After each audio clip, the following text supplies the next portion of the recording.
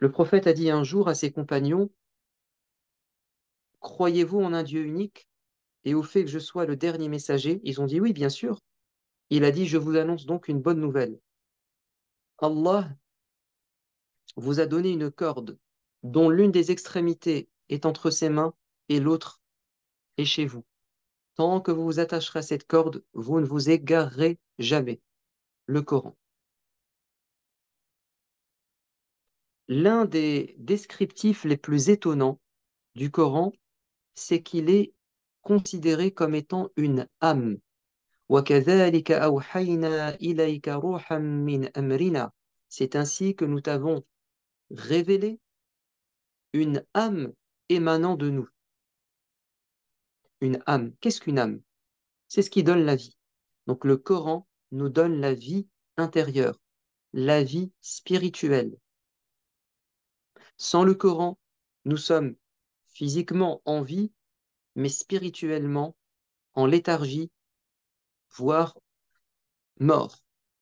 Et c'est pourquoi, quand nous revenons vers Dieu, par la guidance du Coran notamment, nous revenons à la vie. أَوَمَنْ كَانَ مَيْتًا فَأَحْيَيْنَاهُ.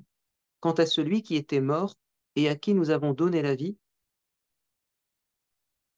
فهو يمشي أَوَمَنْ كَانَ مَيْتًا فَأَحْيَيْنَاهُ وَجَعَلْنَا لَهُ نُورًا يَمْشِي بِهِ فِي النَّاسِ.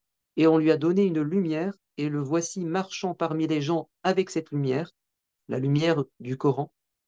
Donc Dieu l'a considéré comme mort. Son cœur était mort.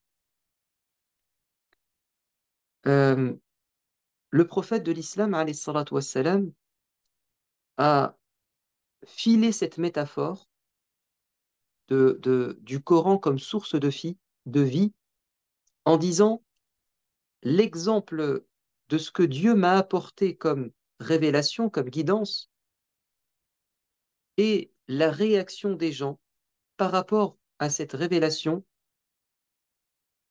L'exemple est le suivant. C'est l'exemple d'une pluie qui tombe du ciel sur la terre. Mais il y a trois types de terre, nous dit le prophète. Il y a une terre, c'est la meilleure, qui est fertile, qui va accepter l'eau, l'intégrer en son sein, l'eau va pénétrer l'intérieur de la terre et la terre va en profiter pleinement et faire pousser des végétations.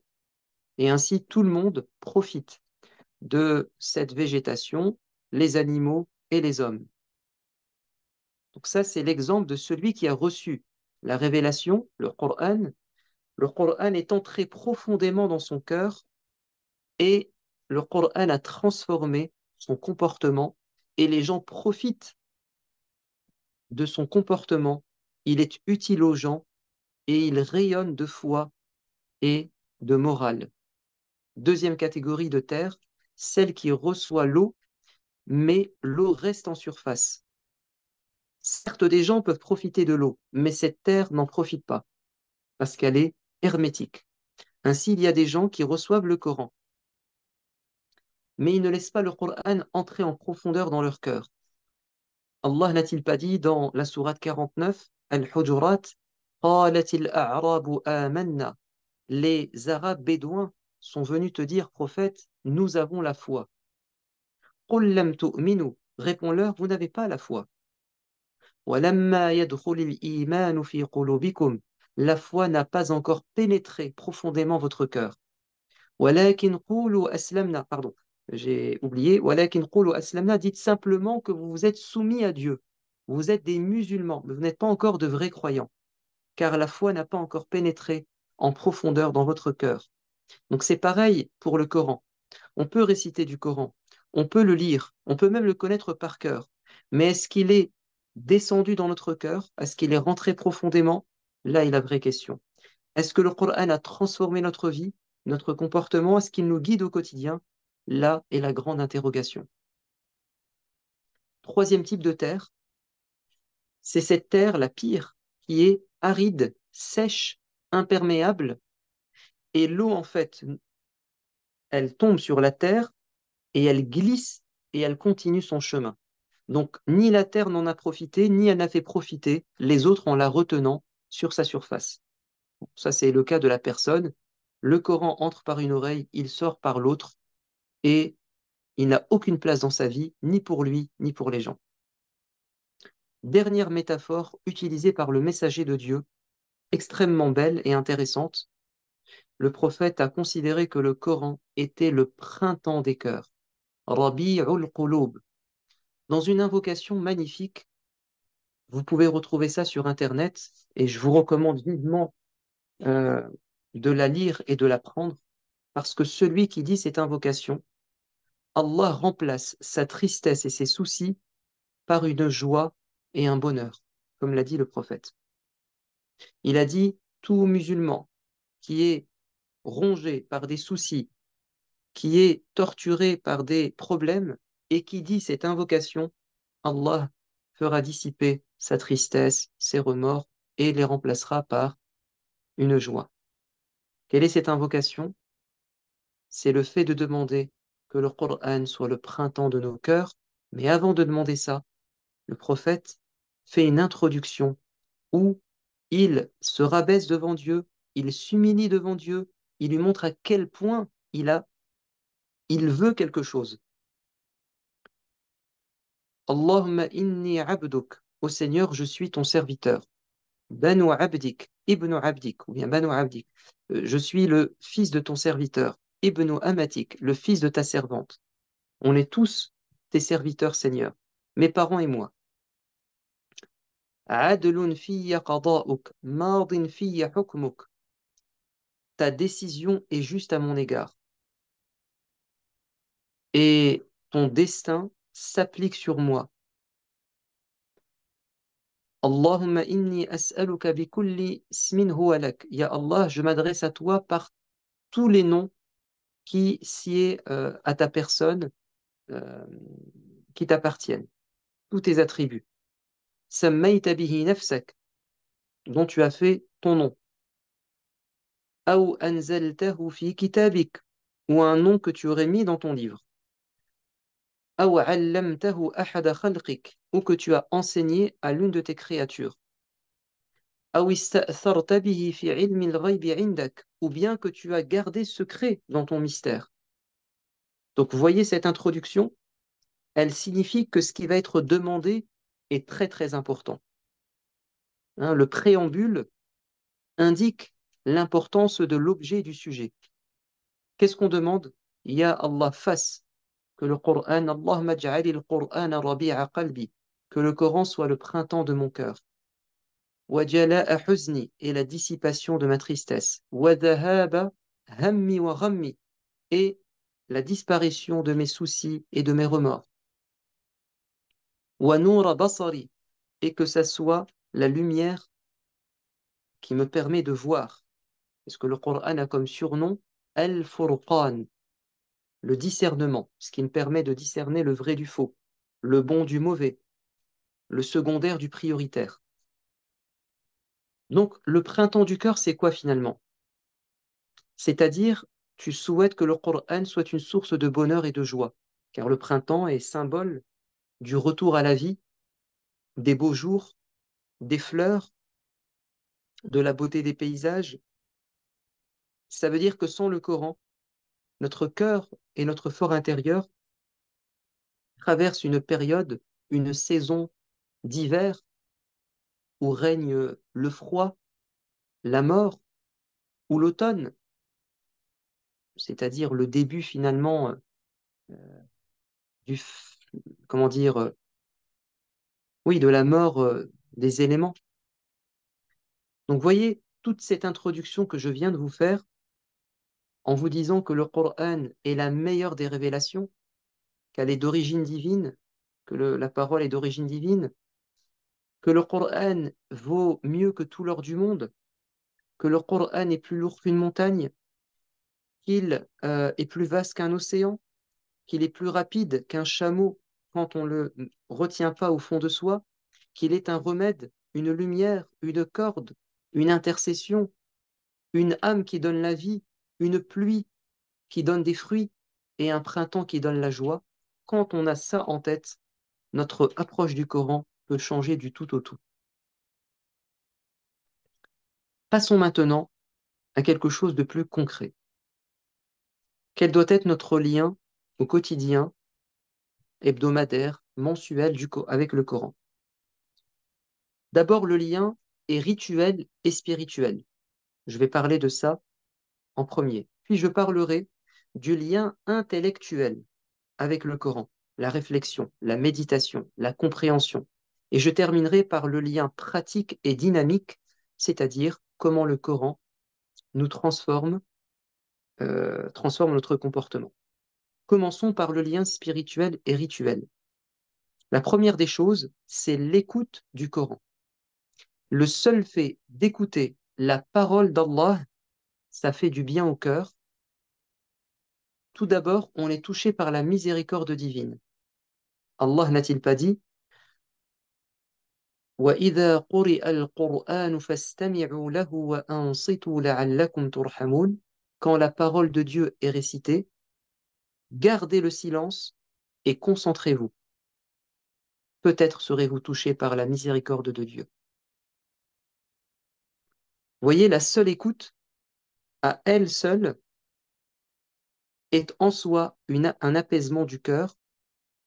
Et pour ceux qui comprennent le Coran, l'écoute sera même une augmentation de la foi et elle va susciter parfois une chair de poule, un tressaillement, euh, un tremblement au sens propre du terme. Le cœur vibre et la peau vibre parce qu'il y a des passages qui effectivement créent la chair de poule dans le Coran. Et c'est ce que Dieu dit de certains croyants quand ils entendent la parole de Dieu. تَقْشَعِرُّ قُلُوبُهُمْ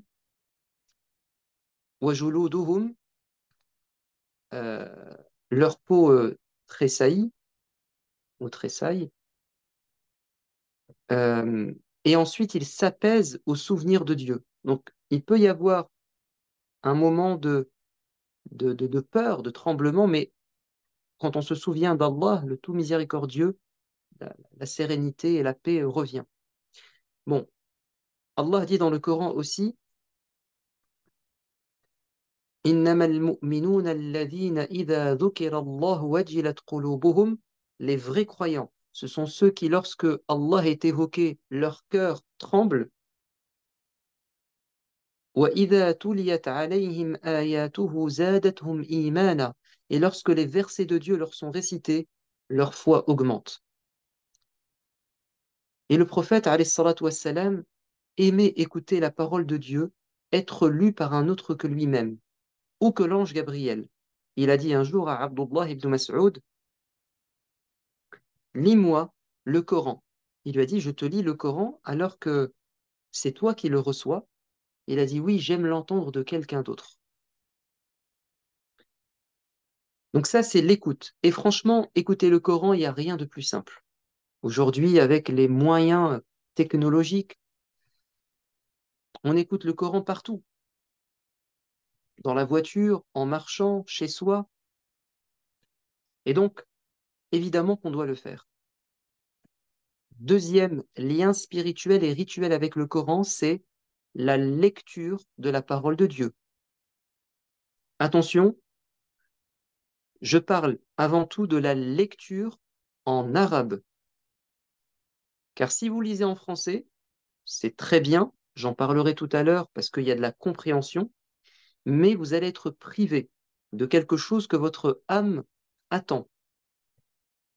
C'est d'entendre véritablement la parole de Dieu et de lire véritablement la parole de Dieu, c'est-à-dire en arabe. Car en français ou en anglais, c'est une parole humaine. Et donc, il y a un mérite spécifique dans le fait d'apprendre l'arabe pour lire le Coran. Le prophète nous a dit, alayhi salatu wassalam, celui qui lit une lettre du Coran, il a une bonne action, et la bonne action est multipliée par 10, donc 10 bonnes actions. Je ne dis pas que Alif Lam Mim, le premier verset de l'Baqarah, est une bonne action, enfin est une lettre, mais Alif est une lettre, Lam est une lettre et Mim est une lettre. Donc dire Alif Lam Mim, c'est avoir 3 fois 10, 30 bonnes actions. Et c'est quand on le dit en arabe, parce que si on fait la traduction phonétique, alif lam mim, c'est pas 3 lettres, c'est 10 lettres. Alif, c'est A-L-I-F. Lam, c'est L-A-M. Mim, c'est M-I-M. Donc ça ne correspond pas. Donc cette récompense particulière, elle est propre à la lecture en langue arabe, car Dieu veut qu'on accède à sa parole telle qu'elle a été révélée, et on ne peut pas rester insensible à la parole de Dieu telle qu'elle a été révélée. Car sachez une chose, c'est que votre âme a déjà entendu Dieu lui parler, et votre âme a déjà échangé avec Dieu avant votre naissance. Allah a dit dans la sourate numéro 7, Al-A'raf, وَإِذْ أَخَذَ رَبُّكَ مِنْ بَنِي آدَمَ مِنْ ظُهُورِهِمْ ذُرِّيَّتَهُمْ وَأَشْهَدَهُمْ عَلَى أَنفُسِهِمْ أَلَسْتُ بِرَبِّكُمْ قَالُوا بَلَى شَهِدْنَا أَنْ تَقُولُوا يَوْمَ الْقِيَامَةِ إِنَّا كُنَّا عَنْ هَذَا غَافِلِينَ. Allah dit que, et le prophète le détaille dans un hadith, il a tiré des lombes du dos, des reins de Adam toute sa descendance, c'est-à-dire nous-mêmes, à l'état d'âme de lumière. Et Dieu s'est adressé à nous, nous tous. Ne suis-je pas votre Seigneur? Et nous avons répondu, oui, bien évidemment. Et Dieu dira, soyez témoins, vous les anges, afin que mes créatures ne prétendent pas le jour de la résurrection qu'ils ne savaient pas. Donc nous avons gardé un souvenir, notre âme a gardé un souvenir, une réminiscence de cet échange avec Dieu. Autrement dit, quand on entend la parole de Dieu, notre âme reconnaît la parole de Dieu. À moins que cette âme ou que ce cœur devienne aussi dur que la pierre et donc réfractaire à la parole de Dieu. Et que, au lieu d'être apaisé, le cœur s'emballe, ce cœur mauvais, dur comme la pierre, hein, tashma'izzu qulubuhum, le cœur finit par repousser, détester la parole de Dieu. Mais c'est parce que la personne a tué son cœur. Mais si son cœur avait gardé une forme d'innocence première, la fitra par laquelle nous sommes venus, avec laquelle nous sommes venus au monde, alors son cœur ne pourrait pas résister à la parole de Dieu. Est-ce que vous ne savez pas que les plus grands détracteurs et ennemis de l'islam à la Mecque, Abu Sufyan et d'autres, Abu Lahab, Abu Jahl, en cachette, ils venaient écouter la parole de Dieu être récitée par Abu Bakr as-Siddiq, car il récitait dans la cour de sa maison. Ils interdisaient aux gens d'écouter la parole de Dieu, mais ils ne résistaient pas à l'idée de l'écouter quand même, en cachette, en secret. Et donc, des gens non musulmans, quand ils écoutent la parole de Dieu, ça peut déclencher quelque chose dans leur cœur et les amener vers l'islam. Même le adhan, rendez-vous compte, qui n'est pas le Coran, el-adhan peut bouleverser le cœur d'une personne. D'ailleurs, toutes les créatures de Dieu, y compris les animaux, y compris les plantes, y compris ce qui nous paraît inerte et inanimé, les minéraux, les rochers, les montagnes, apprécient la parole de Dieu et même le adhan. Le prophète a dit à un homme, celui qui fait le adhan dans la nature, toutes les créatures qui entendent le adhan témoigneront en sa faveur, même les plantes, les animaux. Donc, que dire de l'être humain? Bon, lire la parole de Dieu a un grand mérite. Il y a une baraka, une bénédiction.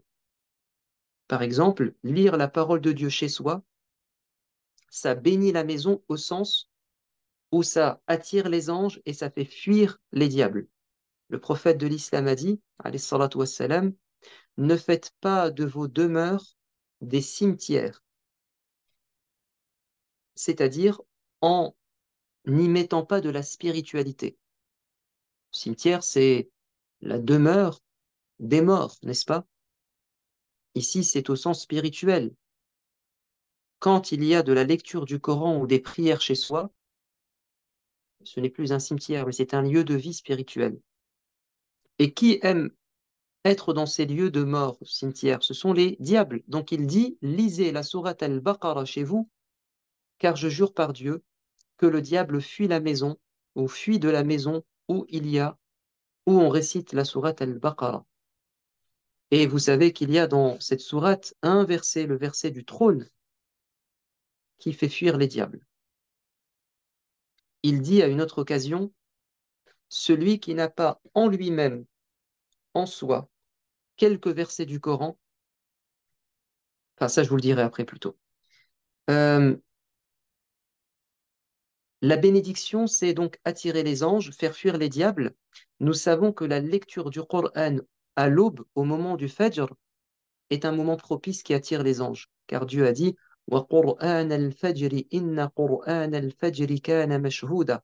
Et la lecture et la récitation du Coran à l'heure de l'Fajr, c'est un moment où les anges sont témoins et assistent.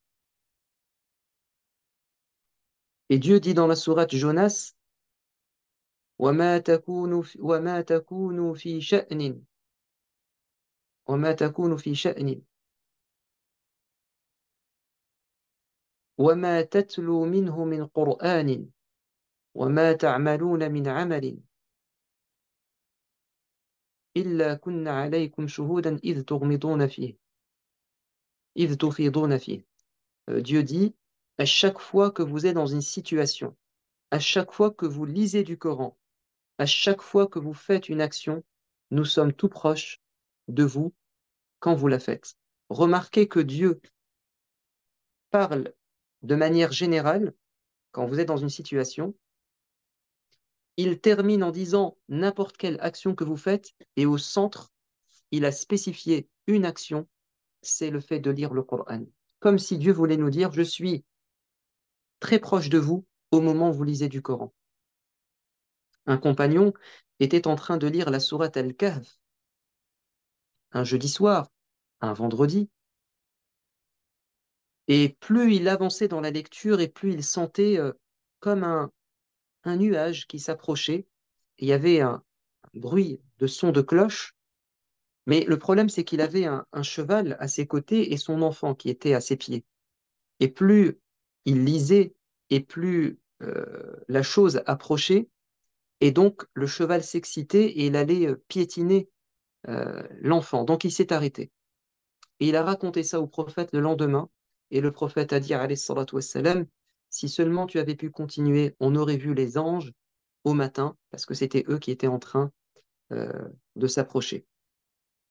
Bien sûr que la lecture, elle peut être une lecture imparfaite, voire qui contient des erreurs, des difficultés, parce que on commence, on apprend à peine, mais c'est normal et ça ne doit pas nous dissuader. Au contraire, il faut se motiver.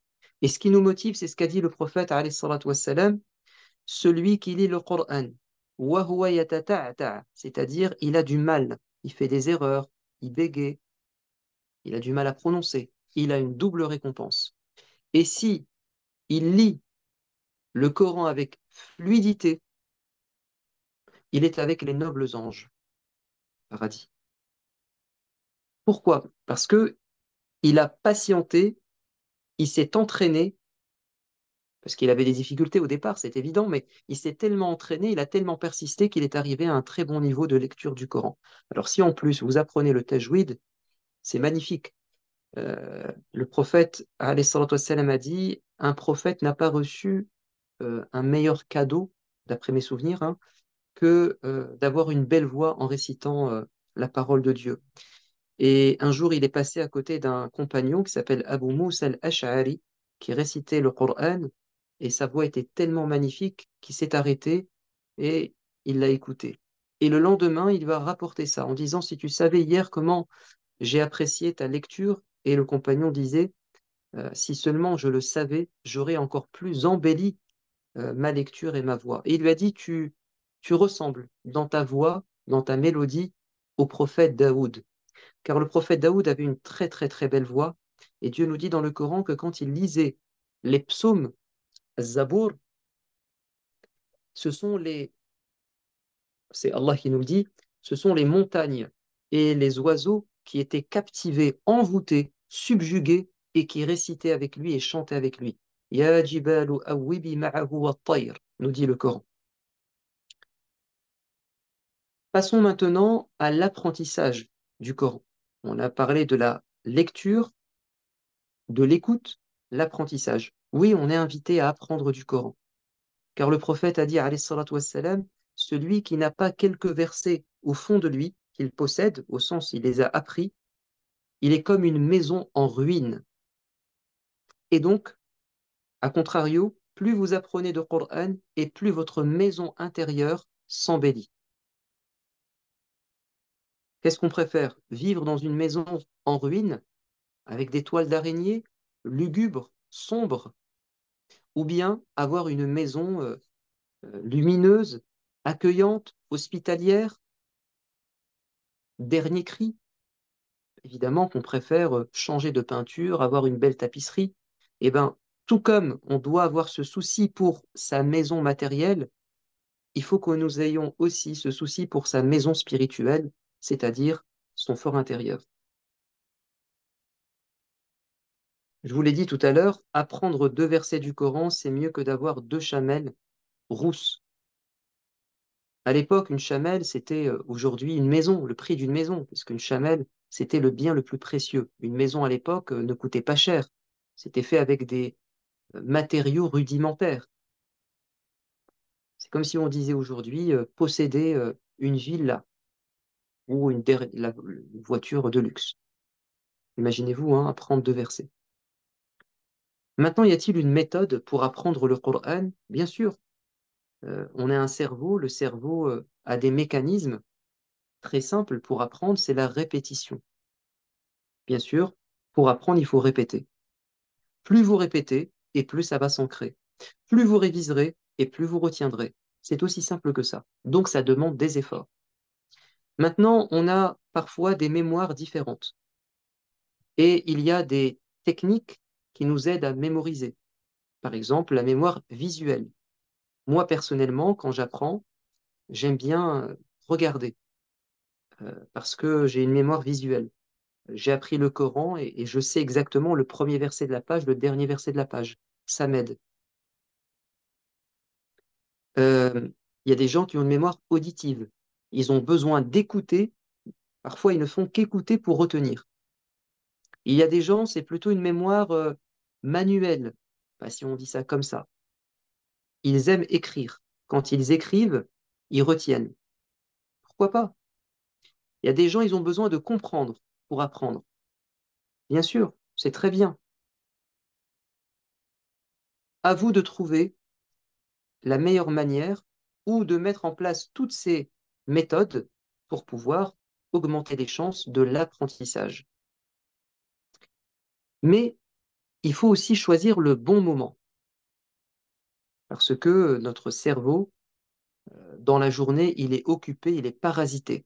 Le meilleur moment, c'est quand le cerveau est vide et frais.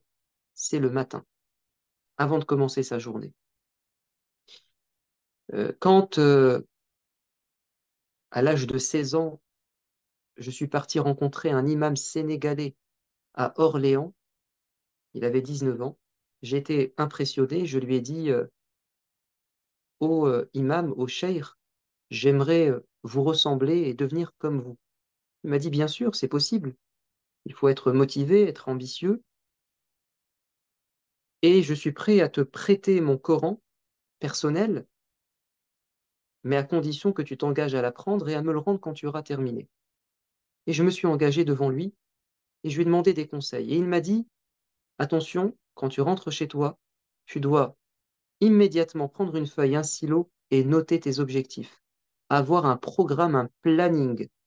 Car si tu ne passes pas à l'écrit, si tu n'as pas une stratégie, ça va être une excitation, une utopie, et ton ambition finira par s'éteindre et disparaître.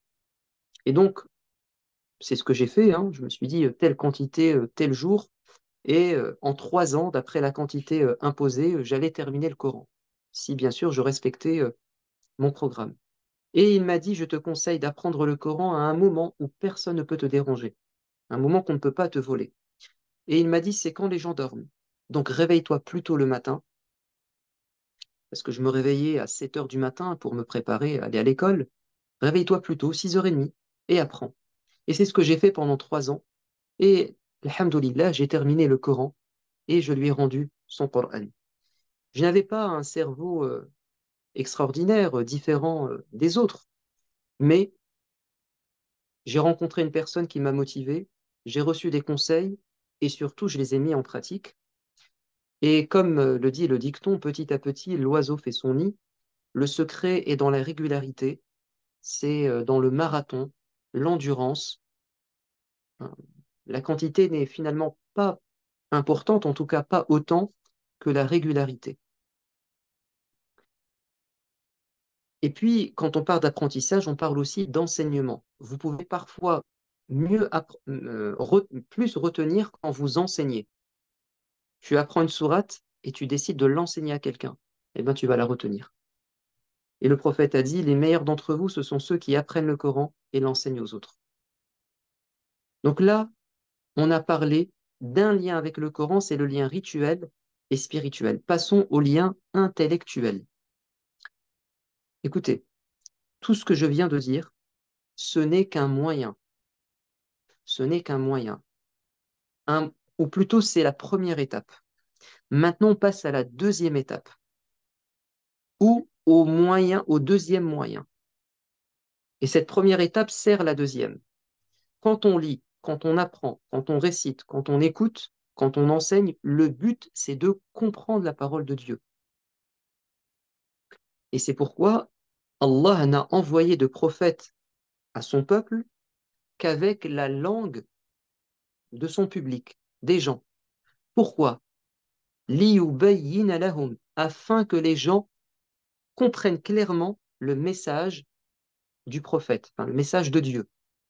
Donc, nous devons passer par la langue que nous comprenons à un moment donné de notre euh, relation avec le Coran.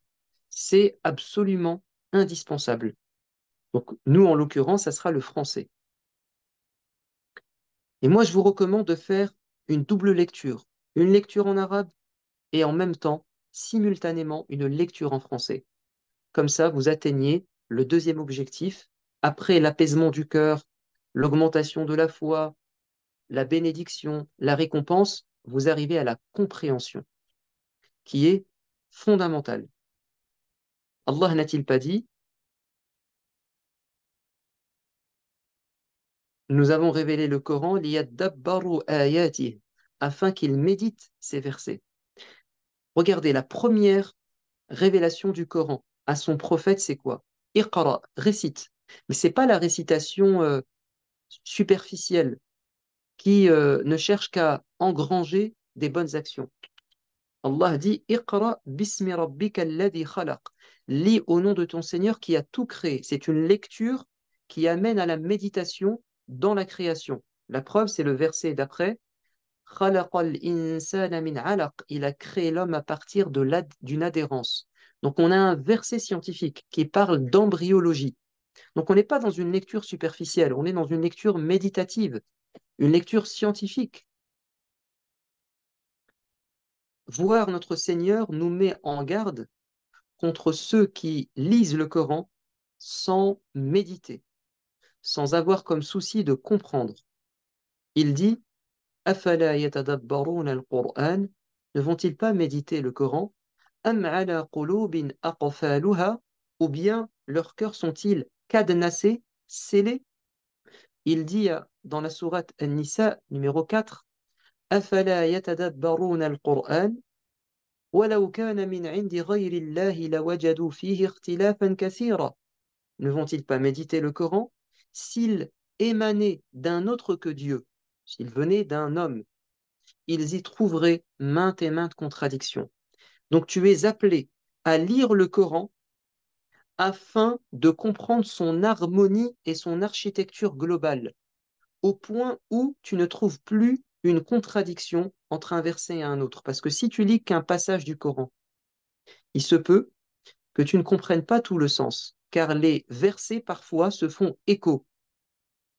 Et un verset ne peut être compris réellement que s'il est mis en cohérence avec un autre verset dans une autre sourate. Donc il faut avoir une lecture globale, pas fragmentée, pas segmentée, car on peut s'égarer par le Coran. si on a cette approche non rigoureuse, sans méthodologie. C'est important ce que je vous dis, euh, vous qui m'écoutez. La lecture du Coran doit être une lecture de compréhension globale, car dans le Coran, il y a deux types de versets. Il y a des versets clairs et limpides. Vous les comprendrez de vous-même. Même parfois, leur sens est littéral. Il s'agit des descriptions du paradis, de l'enfer, de manière générale. Il s'agit des histoires des prophètes, des bons comportements, des péchés. Et c'est la majorité du livre de Dieu. Mais il y a dans le Coran des versets qui sont minoritaires, mais qui posent problème pour celui qui manque de connaissances ou de sincérité. Car ce sont des versets équivoques, des versets qui portent à interprétation, des versets flous, ambigus, dont le sens mérite réflexion, recherche, consultation. Allah n'a-t-il pas dit dans la sourate Ali Imran, Huwa alladhi anzala alayka al-kitab. C'est lui qui t'a révélé le Coran. Minhu ayatun muhkamat, hunna ummul kitab. Il y a dans ce livre des versets clairs. Ils sont le fondement, la base, la majorité du livre. Mais wa ukharu mutashabihat, mais il y a aussi des versets équivoques, ambigus. Regardez maintenant ce qui peut se passer. فَأَمَّا الَّذِينَ فِي قُلُوبِهِمْ زَيْغٌ. Ceux qui ont dans le cœur une torsion, ceux qui ont un esprit tordu, ceux qui ont des mauvaises intentions, qu'est-ce qui va se passer? فَيَتَّبِعُونَ مَا تَشَابَهَ مِنْهُ. Ils vont s'attacher et se focaliser sur les versets tendancieux, dans lesquels on peut glisser quelques idées personnelles, quelques interprétations subjectives. Ibtira al-fitnati wa ibtira at-ta'wili. Ces gens-là, qui n'ont pas une approche globale de mise en cohérence, en miroir, les versets très très clairs et les versets ambigus, voire ils n'essaient pas de comprendre les versets ambigus à la lumière des versets importants et clairs, qu'est-ce qu'ils vont faire? Ils vont s'attacher uniquement aux versets ambigus pour leur donner une interprétation personnelle. Ibtira al-fitna wa ta'wili. Ils recherchent une interprétation personnelle et ils recherchent la fitna. Ils veulent semer le trouble, perturber les gens. Alors que les vrais savants, warrasikhuna fil ilm, ceux qui ont des connaissances solides, qu'est-ce qu'ils disent? Kullun min indi rabbina. Tout ce livre vient de Dieu. On y croit. وَمَا يَذَّكَّرُ إِلَّا أُولُو الْأَلْبَابِ. Mais ne comprendront et ne se souviendront que ceux qui sont doués d'intelligence. Euh, donc, qu'est-ce qu'il faut faire? Il faut poser des questions. Moi, je vous invite à avoir une lecture intellectuelle du Coran et quand vous passez par un passage qui pose problème, entourez-le et faites des recherches. Posez des questions, interrogez, ne restez pas dans le doute. Et si vous n'arrivez pas à trouver une réponse satisfaisante, gardez confiance et dites, c'est moi qui n'ai pas bien compris. Je comprendrai plus tard, jusqu'à ce qu'un jour vous ayez une réponse apaisante. Donc, la première étape, c'est de poser des questions, et si on n'a pas de réponse, ou si la réponse n'est pas convaincante, je garde un lien de confiance avec le Coran. Je ne fais pas comme ceux qui ont un cœur malade, qui ont des mauvaises intentions. Regardez, un compagnon qui avait vécu en Abyssinie, qui a rencontré des gens du livre, juifs et chrétiens, il a été face à un verset. Ils ont semé dans son esprit le doute par rapport à ce verset. Ils lui ont posé une colle. Il n'y avait pas la réponse. Ils lui ont dit, t'es musulman, toi, tu dis que le Coran vient de Dieu, mais il y a une erreur dans le Coran. Dieu n'a-t-il pas dit dans la sourate Maryam, lorsqu'elle s'est présentée devant son peuple avec le bébé, Isa, les gens lui ont dit, Ya ukhta Haroun, ô toi la sœur de Haroun, Aaron. Mais entre Marie et Aaron il y a des siècles, puisque Aaron était le frère de Moïse et Moïse était bien avant Mariam et Jésus. Et il n'a pas su répondre. Et le prophète va lui dire, pourquoi tu ne leur as pas dit qu'à cette époque, on surnommait les gens pieux en leur donnant les noms de gens pieux. Ukhta Haroun, la sœur de Haroun, ça veut dire celle qui ressemble. Ce n'est pas un lien de parenté, mais c'est un lien spirituel, d'identification spirituelle. Tu ressembles à Haroun, tu nous fais penser à Haroun, mais ce n'était pas son frère de sang. Donc, vous voyez, c'était un élément historique ou culturel pour comprendre ce verset qui échappait à cette personne. En fait, on dit c'est de la contextualisation. Si vous ne remettez pas un verset dans son contexte historique, culturel, vous allez passer à côté du sens voulu par Dieu. Donc, malgré tout, le Coran est un livre complexe.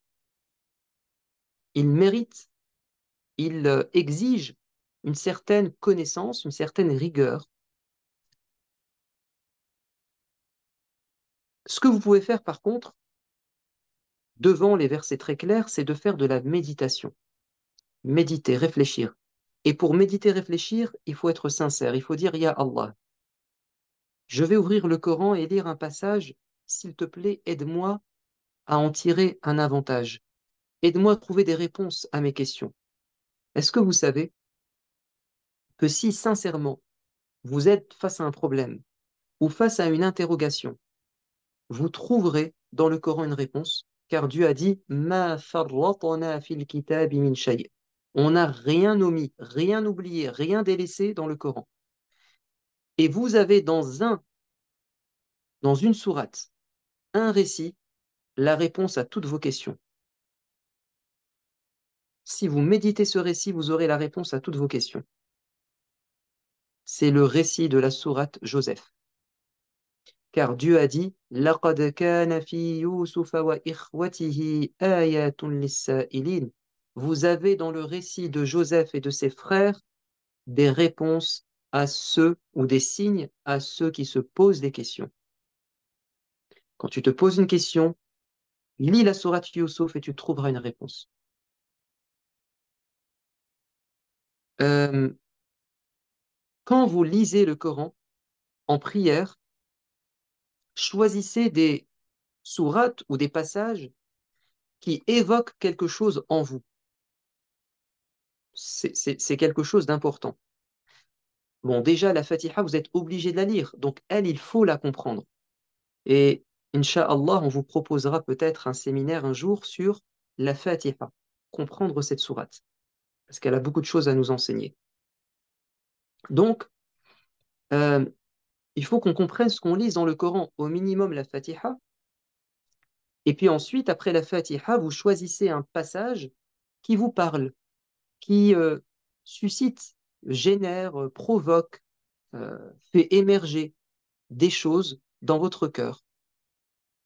On en a pour preuve des témoignages de compagnons qui nous disent que le prophète de l'islam, alayhi salatu wassalam, pouvait parfois passer une nuit complète à répéter un même verset.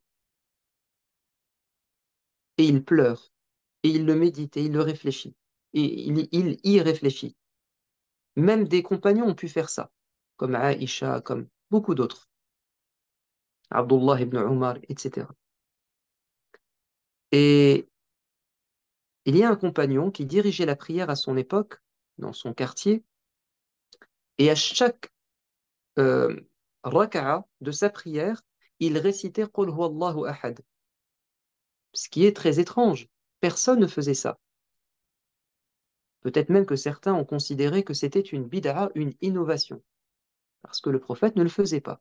Alors ils sont partis se plaindre auprès du messager de Dieu, et il a dit, attendez, allez lui poser la question, demandez-lui, pourquoi est-ce qu'il fait ça?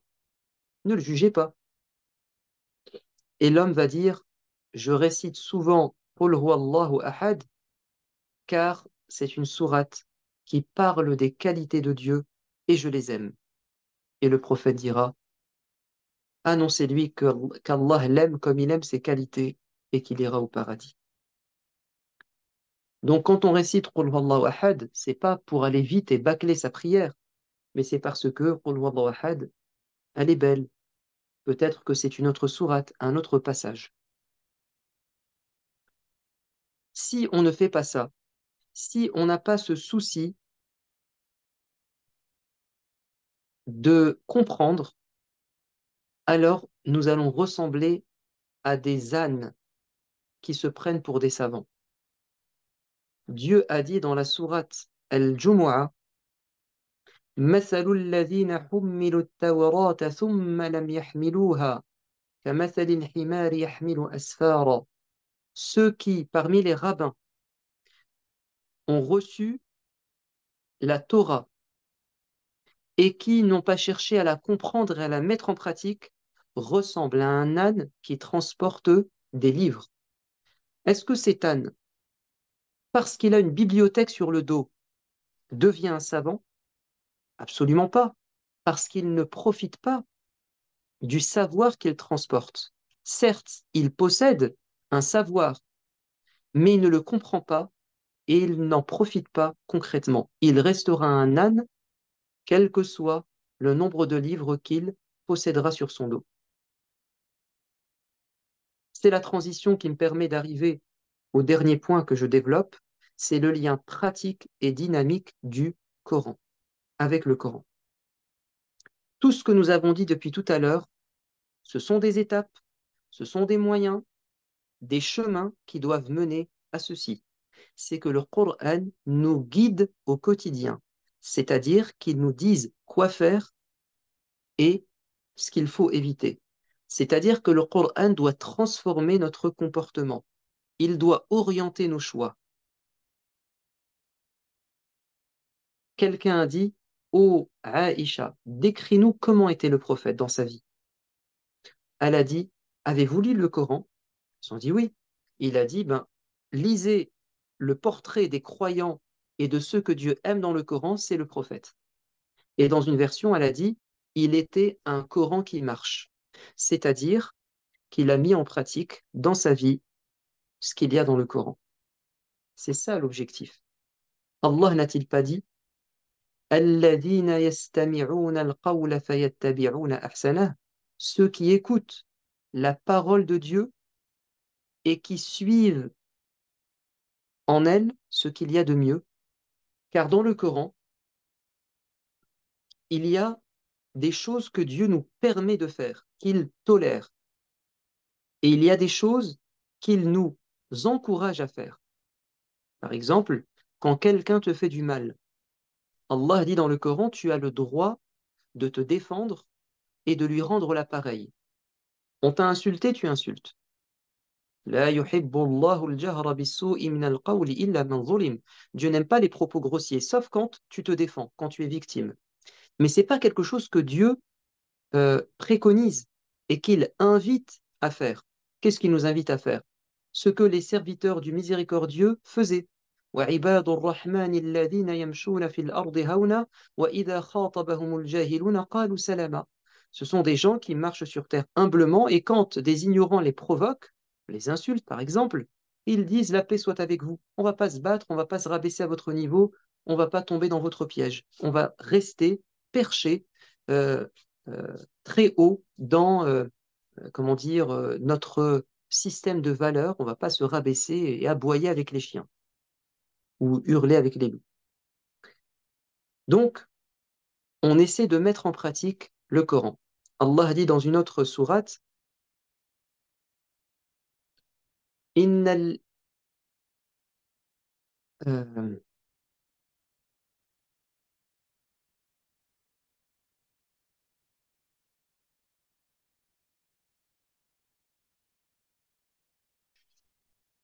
euh,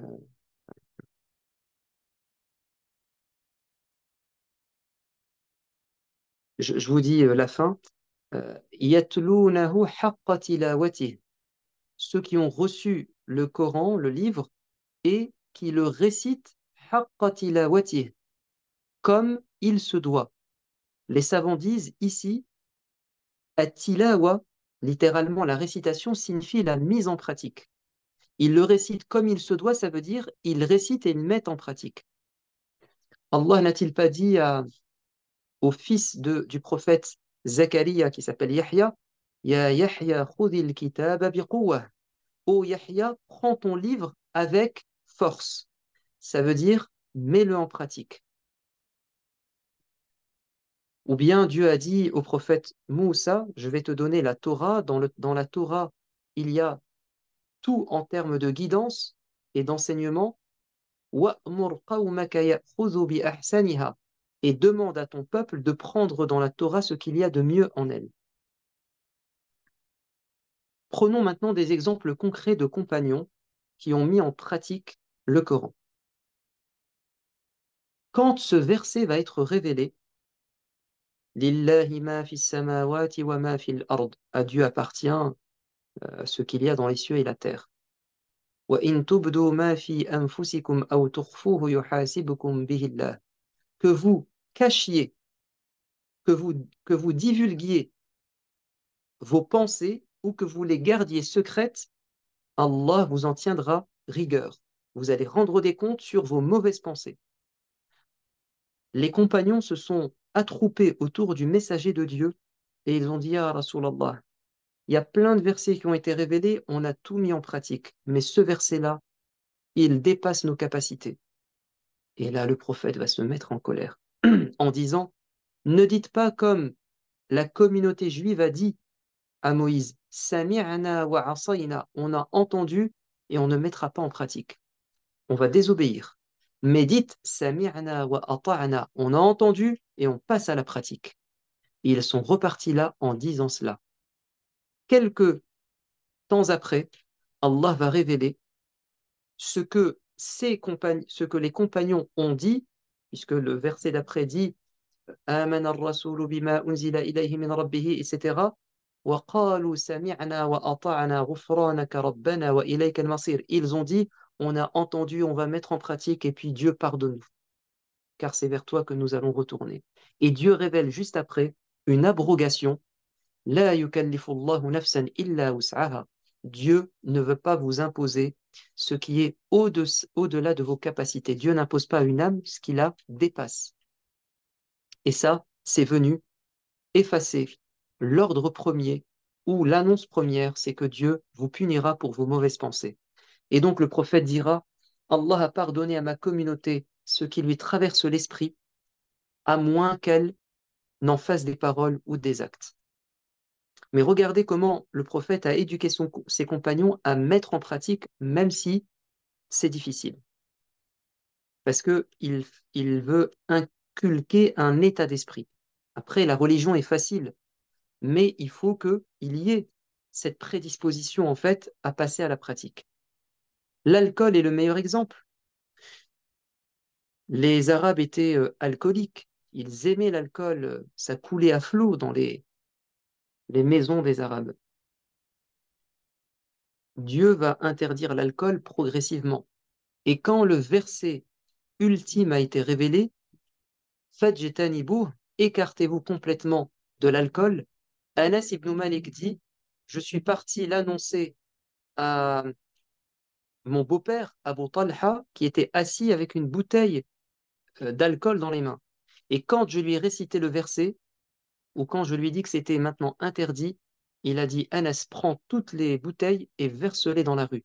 Et on dit que le jour de la révélation de l'interdiction formelle et totale et absolue de l'alcool, les rues de Médine étaient inondées d'alcool. Abu Talha, ce même homme, a entendu un verset du Coran. لن تنالوا البر حتى تنفقوا مما تحبون. Vous n'atteindrez la vraie foi que si vous donnez de ce que vous aimez. Quand Abu Talha a entendu ce verset, il est tout de suite passé à la pratique. Il a dit à Rasulallah, le jardin, c'était un riche propriétaire, le jardin que je préfère par-dessus tout, c'est le jardin qui s'appelle comme ça, enfin, il avait un nom. Je le donne en sadaqa aux pauvres. Le prophète va lui dire, félicitations, félicitations, quelle bonne affaire tu viens de faire. Mais il lui a dit, je préfère que tu le donnes à ta famille, c'est mieux. Le meilleur cadeau, c'est celui pour sa famille. Et il va le donner à ses cousins. Et donc, regardez comment ce compagnon a mis en pratique un verset du Coran qui invite à être généreux, à donner de ce que l'on aime. Abu Bakr as-Siddiq a été meurtri, profondément blessé et indigné par le comportement de son cousin qu'il prenait en charge. Abu Bakr avait de l'argent, c'était un riche commerçant. Il prenait en charge des membres de sa famille, dont son cousin. Mais qu'est-ce qu'a fait son cousin? Il a participé à colporter la fausse rumeur, la calomnie contre Aïcha, sa fille. Elle avait trompé le prophète, c'est ce qu'on prétendait. Puis Dieu l'a innocenté dans les versets de la sourate An-Nur. Et puisqu'il a été blessé, il a dit, je ne donnerai plus rien à mon cousin, je le priverai des sadaqat. Mais Dieu va révéler dans la sourate la lumière que ceux à qui Dieu a fait don de sa grâce et qui sont riches ne jurent pas par Dieu qu'ils s'abstiendront de continuer à faire du bien à leur famille, aux pauvres, aux orphelins, etc., etc. Et Dieu va dire qu'ils pardonnent et qu'ils effacent, qu'ils tournent la page. Est-ce que vous ne souhaiteriez pas que Dieu vous pardonne? Et Abu Bakr as-Siddiq va dire, oui, oui, ya Allah, j'aimerais que tu me pardonnes, je lui pardonne, et il a repris ses dons et sa charité. Regardez comment Abu Bakr as-Siddiq met en pratique un verset du Coran qui n'était pas facile. Un jour, des gens vont rentrer dans la cour de Omar ibn Khattab quand il était calife, et un homme va lui manquer de respect, en lui disant, t'es pas juste, tu ne distribues pas équitablement les, l'argent de l'État, les trésors de l'État. Et Omar s'est mis en colère, très en colère. Il a failli s'en prendre à lui. Et il y avait un compagnon qui était là, qui va lui dire, ya Omar, s'il te plaît, euh, Allah n'a-t-il pas dit dans le Coran, وَأَعْرِضْ عَنِ الْجَاهِلِينَ, et détourne-toi des ignorants, ou bien pardonne aux ignorants, et lui, il fait partie des ignorants. Et Omar ibn Khattab s'est tout de suite sur le champ calmé et il a tourné la page. Et Abdullah ibn Abbas, qui rapporte cet épisode, dit, et Omar était un homme qui mettait en pratique les versets du Coran. Ensuite, je vais vous lire maintenant le témoignage du fils de Omar ibn Khattab. Il dit au premier temps de cette communauté, c'est-à-dire en son temps quand il était compagnon du prophète de l'islam. Alors lui vivra une centaine d'années, il va connaître différentes générations de musulmans. Au premier temps de cette communauté, les compagnons avaient du mérite. Pardon, les compagnons qui avaient du mérite ne mémorisaient parfois qu'une sourate ou son équivalent. Cependant, ils ont été guidés vers la mise en pratique du Coran.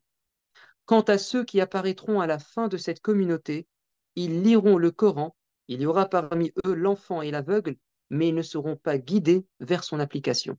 Il dit à une autre occasion, je remarque à présent, donc quand il a pris de l'âge, dans les générations suivantes, je remarque à présent que la personne reçoit le Coran avant la foi, alors que eux, les compagnons, avaient reçu la foi puis le Coran. Donc ils étaient prêts à mettre en pratique le Coran. Ainsi, l'un d'entre vous lit le Coran de la Fatiha jusqu'à la fin sans savoir ce qui lui est demandé de faire ou de ne pas faire et ce qu'il doit observer comme limite. Donc aujourd'hui, le Coran s'est démocratisé, les gens l'apprennent et comme a dit Ibn Omar, viendra un temps où même les enfants vont apprendre le Coran, et on le voit aujourd'hui, hein, les enfants apprennent le Coran. Il parle même des aveugles qui apprendront le Coran, et aujourd'hui on a même des Corans en braille, donc il y a de la quantité en termes d'apprentissage, et tant mieux. Mais est-ce que nous n'avons pas, nous, failli en tant qu'enseignants, en tant qu'institution, en tant qu'imam, est-ce qu'on n'a pas mis de côté l'explication et la compréhension et la mise en pratique du Coran dans nos programmes, dans notre méthodologie, peut-être. En tout cas, il faut avoir ce souci de faire aimer le Coran, de l'expliquer et que les gens le mettent en pratique. Et je termine par cette remarque. Aujourd'hui, on a la foi. Alors, je vais faire deux remarques. On est durant le mois de Ramadan, le mois du Coran. Et il est normal que nous ayons un retour vers le Coran en le lisant, en l'apprenant, en l'écoutant, en le récitant. Mais peu de gens se disent, mon but pendant Ramadan, c'est de mettre en pratique le Coran. Je vais lire des passages qui décrivent les croyants que Dieu aime et je vais mettre en pratique. Or, c'était la sunna du prophète de l'islam de mettre en pratique le Coran plus que d'habitude pendant Ramadan. Abdullah ibn Abbas rapporte dans le hadith authentique, le prophète de l'islam était tout le temps généreux, mais il l'était encore plus pendant Ramadan, car il rencontrait Jibril chaque soir pour lui réciter le Coran, et c'est pourquoi il était encore plus généreux. Donc le fait que le prophète récite le Coran chaque soir à Jibril, ça signifie qu'il a un programme intensif de lecture du Coran, de récitation du Coran, mais regardez l'impact que ça a dans la journée, c'est qu'il est encore plus généreux. Donc il met en application avec encore plus de ferveur et d'intensité le Coran. Et nous, dans les mosquées, on lit beaucoup le Coran. Et les gens viennent en masse écouter le Coran. Mais avec quoi ils ressortent? Avec un cœur apaisé, avec une foi un petit peu revigorée, parce qu'ils ont écouté la parole de Dieu.